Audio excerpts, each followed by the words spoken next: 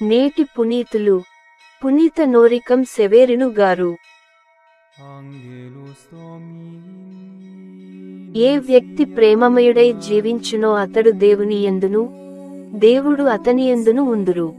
బుధవారం, జనవరి 8, 2025.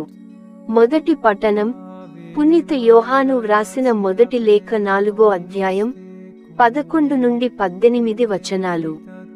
ప్రియులారా, దేవుడు మనలను ఇంతగా ప్రేమించినచో మనము తప్పక ఒకరి యెడల ఒకరము ప్రేమ గలవారమై ఉండవలెను.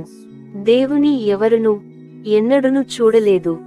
మనము ఒకరి యెడల ఒకరము ప్రేమ కలవారమైనచో దేవుడు మనయందు ఉండును, ఆయన ప్రేమ మనయందు పరిపూర్ణమగును.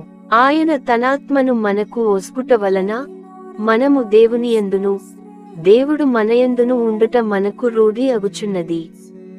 లోక రక్షకునిగా దేవుడు తన కుమారుని పంపెననుట మనము చూచితిమి, సాక్ష్యమిచ్చితిమి. యేసు దేవుని పుత్రుడని ఏ వ్యక్తి అయినా ఒప్పుకొనినచో వానియందు దేవుడు, దేవుని యందు అతడును ఉందురు.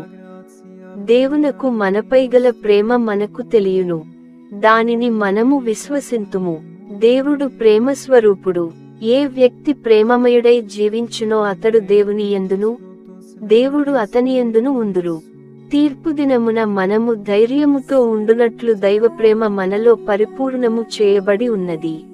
ఏలన ఆయన ఎట్టివాడై ఉన్నాడో మనము కూడా ఈ లోకములో అట్టివారమై ఉన్నాము. ప్రేమయందు భయము ఉండదు. పరిపూర్ణ ప్రేమ భయమును తరిమివేయును. భయమను దానికి శిక్షతో సంబంధము కలదు.